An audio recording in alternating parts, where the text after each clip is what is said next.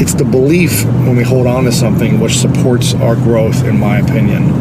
And without any belief, we start to question, why are we here? What's the purpose? If people could do that, their life would be that much more magical if you wrote down your biggest fears and you started tackling them every year.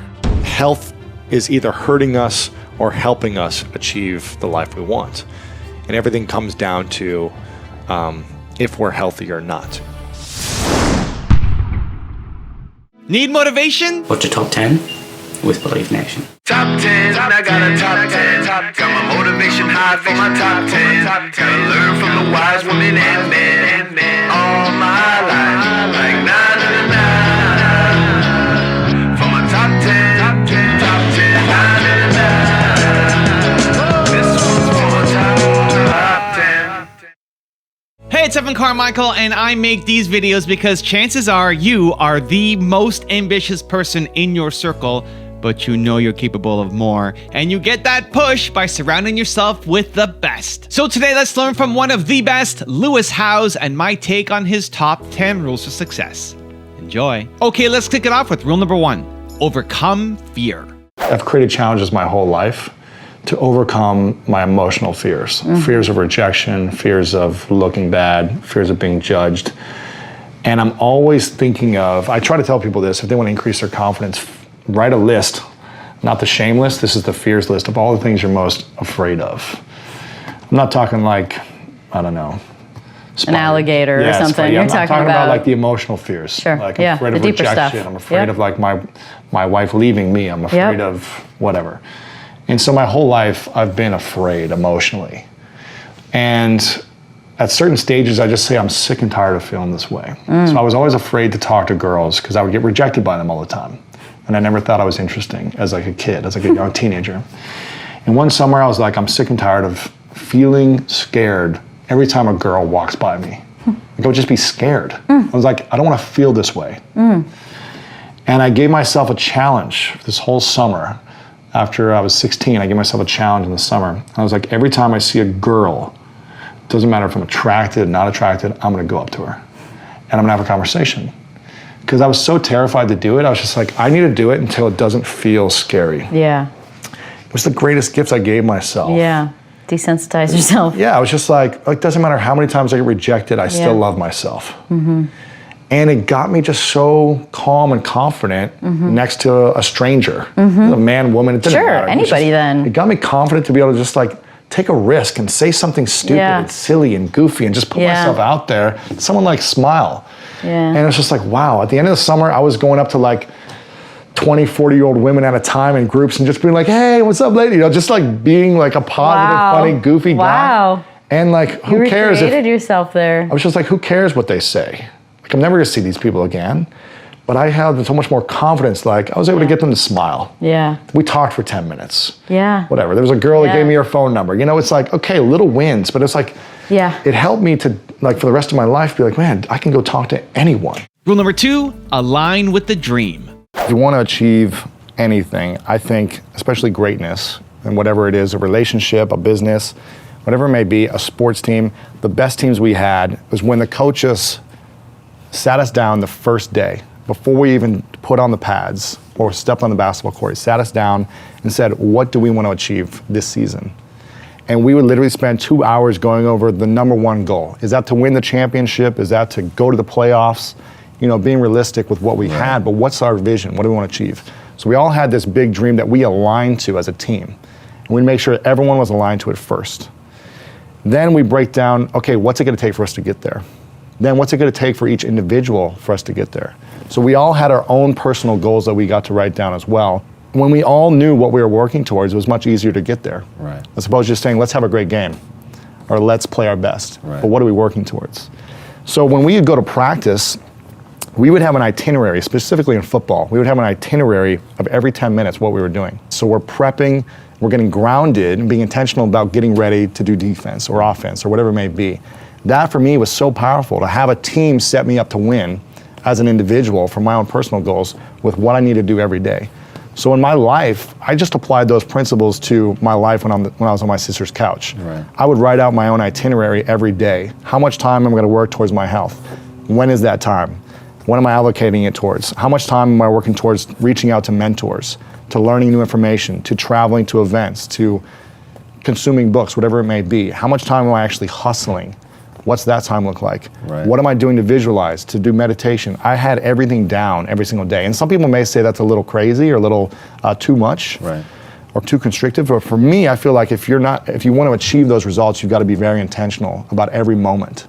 And obviously there were days where I would relax and just hang out as well, but the more focused, the easier the opportunity to achieve. Rule number 3, have faith. The faith really supported me in my journey as an athlete, in overcoming challenges, and overcoming bullying, and overcoming insecurities that I faced, because it gave me something to lean on and to believe in. And I think when we don't believe in anything, that's when things get scary and I'm worried for someone. But when we have some type of belief, whether it's in ourselves, in God, in the universe, in trees, and whatever it is, it's the belief when we hold on to something which supports our growth, in my opinion. And without any belief, we start to question, why are we here? What's the purpose? Why me? Why should I even be alive? And we start to go down darker paths. So that support that I had, even though I didn't always understand it, it was confusing and contradictory, and it was kind of radical thinking at times, it actually supported me in having some incredible healings, physically, emotionally, because I had this such strong belief in it. It's just like a placebo as well, when you believe that you're having medicine, but it's really a sugar pill, and you're healed within a half a day. Sometimes we don't know. Was it the medicine? Was it the belief that, hey, this is going to support me no matter what it is? So I think it's just having that mindset that you condition yourself. And if you believe in God or whatever religion or faith you believe in, I think it's all good as long as it supports you living a healthy, happy, fulfilled life and supports humanity without judgment of what people do, and supporting humanity and the world to be better. Rule number 4, be in a positive mindset. For me, my environment with my thoughts is very important. Like, imagine my thoughts in my brain as like a landscape. And I think about, do I want to have my brain be a desert or a rainforest? In a rainforest, things are flourishing. Mm-hmm. It's being watered with like clean water. Mm-hmm. There's animals, there's fruits. It's like waterfalls. It's like this growing, living thing. And that comes from constantly learning, constantly growing, trying new things, and being in a positive mindset. Like, a positive mindset seems so simple when people talk about it, but if we have like a bucket in our brain and it's filled with negative thoughts, we're gonna have a desert. You know what I mean? If the bucket of our brain is always filled with like negative thoughts or lack or anger or resentment or lack of forgiveness, then our environmental mindset is gonna be a desert. And nothing can Kills grow. anything alive. Nothing can grow in that. Good book by my man, Evan Carmichael, Built to Serve. If you want to learn about your purpose and how to become a better leader in the world, I love this. He says, this is the starting point for everything. If you're confused about what to do next, if you're pressured by others to fit in or live their version of your life, if you feel held back because of people judging you, it's because you don't know who you are and what you stand for. You got to figure out who you are and what you want and how you can serve other people. Rule number 5, first be aware. First, be aware of the mask that you're wearing. Mm-hmm. First, be aware is to, and be aware and then say, why am I doing this? Why? And start to journal. Like, what are the things that I still hold on to? What are the things that I don't like talking about? What are the things that I get triggered around? And start to have it written down on a piece of paper in your journal and be aware of it. Be like, okay, here are some things. It's good to know. It's good to be aware. And the next thing is like saying, okay, what's the next step for me? How am I going to be able to move past this? Who do I need to talk to about this? Whether it be my guy friend, girlfriend, wife, parents, whatever it is. Who do I need to address and clear things with so that these things don't own me anymore, but I'm in control of them? Mm-hmm. I think that's a great first step. And it's an ongoing process. Listen, I wrote the book on this, but it's like I still wear these masks. You know, it's not like I'm like this perfect, actualized, aware, sensitive, loving, vulnerable man 24/7. I get triggered like the best of them. And that's why I have daily practices of meditation, which I know you do, of gratitude, of looking into people's eyes and connecting with them. I also am constantly in appreciation. I'm always saying how much I appreciate people throughout my day, throughout my experiences. And then coming from a place of gratitude allows me to just be focused on the little small things that I'm appreciating, as opposed to fixating on things I'm ungrateful for, or the things that trigger me, or the things that make me mad or aggressive. So it's those little daily practices that really guide me. And also surrounding myself with a good team that I say, hey, listen, give me feedback. If I'm being aggressive, if I'm being this, if I'm being whatever, give me feedback in a loving way. Don't get mad at me, because that's going to make me triggered more. But just let me know in a loving way, like, hey, I feel like you're disconnected from us right now. And so I have a really good team, you know, I would say my personal life team and also my business team. They're all grounded people who give me great feedback. I think it's, you know, setting yourself up the best way you can, because we're going to go through a lot of challenges for the rest of our life. Especially if you're up to a big game in life, you're going to go through challenges and adversity. So just try to set yourself up to win, and don't beat yourself up so much for having these things. Like, don't put yourself down more now that you're aware of these things. Just be like, okay, how can I be at peace with this? How can I let it go and be aware of it, so next time it comes up, I see the mask on and I take it off quicker. And that should be our goal. Rule number 6, frame it. I remember just being broke, having no money, and feeling like a worthless human being. Like, literally, I felt worthless. I didn't know if I was worthy enough to make the money. My dad had gotten in a pretty bad car accident the year prior, where he wasn't really the same person anymore, and he had to sell his company. So I didn't really have a father figure to mentor me and to have a fallback plan of like going to work with him or getting that support.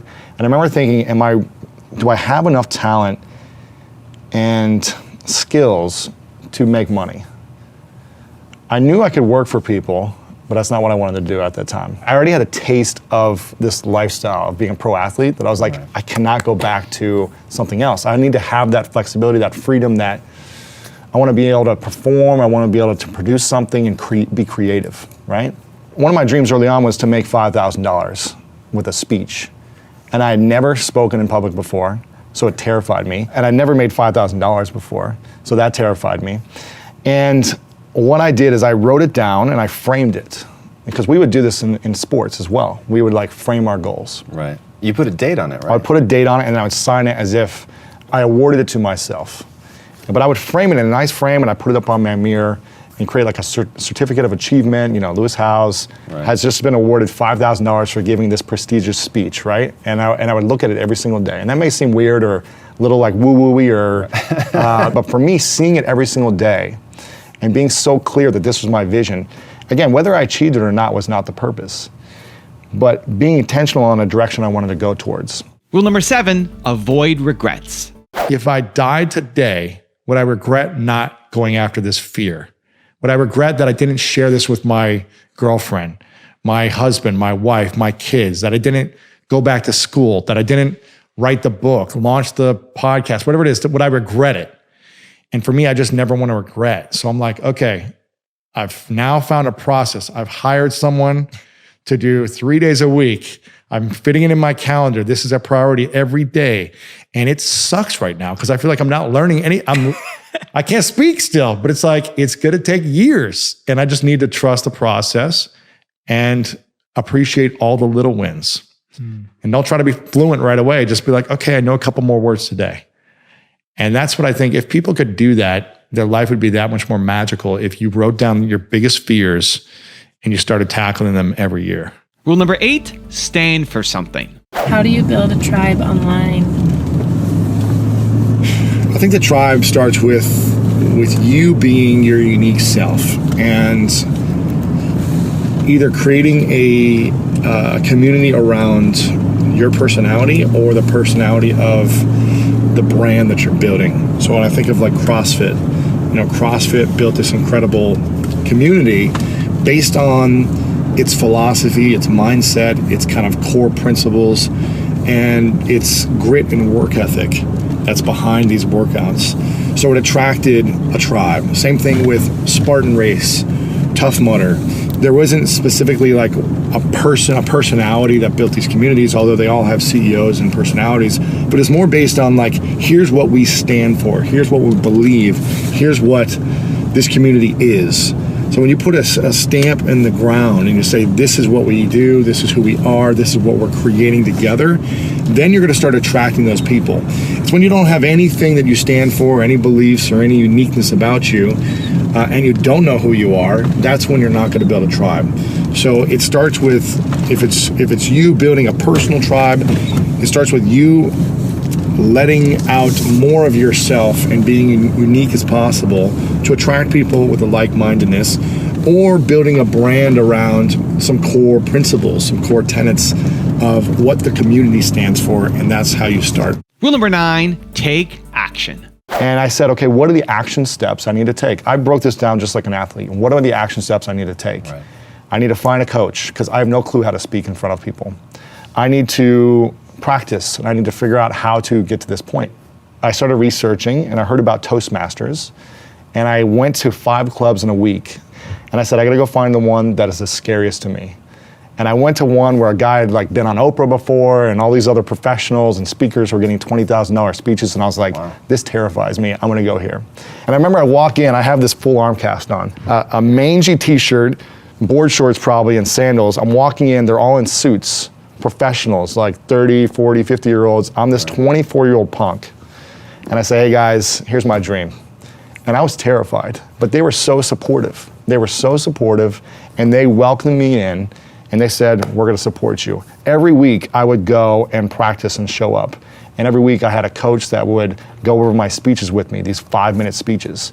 And I remember the first 3 speeches, I got up there, and I had word for word written out what I was gonna say, my speech. And I would spend weeks on these 5-minute, like, simple speeches. And I would stand in front of the podium, shaking, sweating before I even got up there. Just like the anticipation of speaking in front of 10 people terrified me. Right. Even though they were like friendly, they terrified me, right? Sure. And so I got up there with my cast, and I read word for word behind the podium. And little by little, I was like, okay, this week I'm not gonna have the podium there. I'm gonna stand in front of the podium, right? So I get in front of the podium, but I'm still reading word for word. Then I was like, okay, I'm just gonna have note cards. And then I'm gonna do no note cards. And eventually I did 10 speeches in about 10 months. And the last one I got a standing ovation. Wow. And after that moment, I got a $5,000 speaking gig offer as well, because I was doing the work for what I needed to do to get there. Also, I was building credibility and expertise in another topic, which allowed me to get that. And it was just an incredible lesson for me to know that I can put a dream out there, I can put it up somewhere, and I can visualize it, and I can take the action to make it happen, even if I'm terrified, even if I feel like it seemed impossible to happen in that time frame. But by putting it out there and asking for the support was big for me, and then taking really extreme action that terrified me is what allowed me to get it. And rule number 10, the last one before a very special bonus clip, is adopt a healthy lifestyle. Health as a lifestyle. Now, I grew up, eating a lot of crap. I mean, I'm just gonna be honest. I ate a ton of sugar, I ate a ton of junk, fried foods. We'd have like 8 cans of Coke or Pepsi or Sprite every single day and thought it was actually hydrating us. I just didn't know any better. I was eating pasta and chicken fingers and pizza every single day, and tons of milk. I mean, I was having 8 glasses of milk probably as well half the time growing up. I used to have a 5-gallon commercial metal milk dispenser in my bedroom, believe it or not, for a year. I was living as a boarding student in St. Louis, Missouri at a private school, and in the dorm room, I asked them if they could put a container of refrigerated milk, a 5-gallon bag that we'd fill up every single week and just crush that thing every single day, just pulling it down like you're in the lunchroom. And I was always like, well, I'm just going to burn all this off. I'm healthy. I'm skinny. Like nothing is affecting me. I'll be fine. Until I could hardly ever breathe. I was always out of breath. I had a stuffy nose constantly. I always had inflammation and pain in my joints, and I wondered why. And it wasn't until later in my life when I discovered information about nutrition and the body and really decided that I needed to shift things. I stopped playing professional football, got injured, and I gained about 35, 40 pounds. And I could notice it. I was chubby in my cheeks, my face. I had like marshmallow face. They called me Fluis for Fat Louis. And I started to really feel the effects. I remember one day I looked down and my underwear was rolled over, like it folded over because my belly was pushing out so much that my underwear had rolls. And I remember at that moment I was like, I need to shift this. Like something that I thought about growing up and the way I've been living my life around this idea of my mindset isn't working anymore. So let me find a new way to shift it. And I really think about health as a lifestyle now, not as like a diet or like I can do what I want sometimes and then change what I want another time. It's really about a lifestyle. And health is either hurting us or helping us achieve the life we want.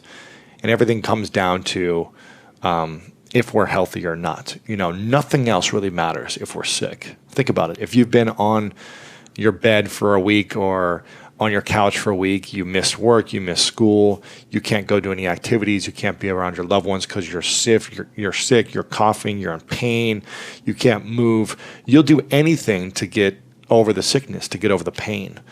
And sometimes when we get out of the sickness, we go back into our old ways of routines, which get us back to being sick again, needing to be on medications, needing to be having low energy throughout the day, always being behind. Your health is either hurting or helping your dreams. And I learned this about, almost 8 years ago, 7 or 8 years ago, when I really started to dive into educating myself on nutrition and lifestyle, living it like a lifestyle. It's very challenging to break a habit. For 25, 27 years, I just ate sugar every single day. I would have candy bars just for lunch. I would have 6 candy bars and call it a meal. Snickers, there's got some protein in there, some peanut butter, right? I was just like, this thing's all good for me. And I was addicted to the sugar. And still today, it's an addiction of I crave it all the time.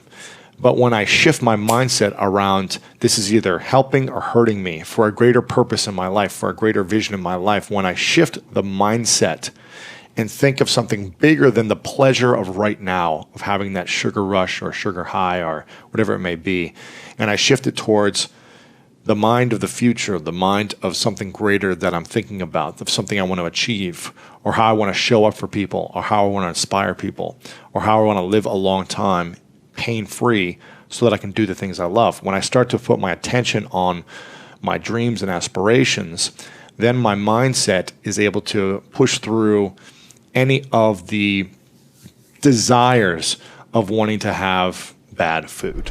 Now I've got a special bonus clip that I think you're gonna enjoy, but before that, it's time for the question of the day. I wanna know, what was your single biggest takeaway from this video, and what is your plan of action for the next week? The science says that when you just watch a video, you get motivated, you get inspired, you have a 35% chance of actually doing something and following through. That, Believe Nation, is not enough. 35% is not enough. We gotta do something. But when you get inspired by watching a video like this, and then you create a plan of action, your chances of following through jump to 91%. And when you commit publicly, like putting your comment down below with your plan, it jumps to 95%. That's what I want for you. I want you to take action. Your dreams are too important. Your life matters. Your mission has to happen. So, question of the day, your biggest takeaway from this video and your plan of action for the next week, put it down in the comments below, and I'm gonna celebrate alongside with you. People are going to come and go. You can't hold on to relationships, and you don't want to hold on to a relationship if they're single-sided or if they're judgmental or if they're whatever, righteous about something without actually taking the time to be thoughtful, ask questions, listen with an open heart, and hear what's actually really going on. Mm-hmm. And I think that was a time where I was like, it's hard in the moment when you're in it, but I kept saying to myself, I'm going to have hindsight now. Hindsight now. But the end of this year, it's New Year's Eve. Like, I'm going to be in a completely different place, and this is all going to be happening. That's powerful. It's all going to be happening and serving me in a much greater way. That's going to set me up for something that I would never been able to do in the future. And I feel like the adversity that we go through sets us up for incredible things, but it's so hard to see it and go through it in that moment. But by the end of that year, I was with a woman, the woman of my dreams. I was purged relationships that were takers of me for years, just wanting me to promote them and help them and make introductions who were only single-sided. I purged these judgmental people out of my life. I developed deeper relationships with the people I had who were there for me, you being one of them, and I freed myself of the need to please other people. Yeah. And that was another fear of mine, which is like, I want everyone to like me. I want everyone to understand me. Kind of like you. It's like, but if they actually knew what was really happening, they would know what's going on in my heart and all these things. And so when I freed myself of that, it was like, I'm in the healthiest relationship I've ever been in.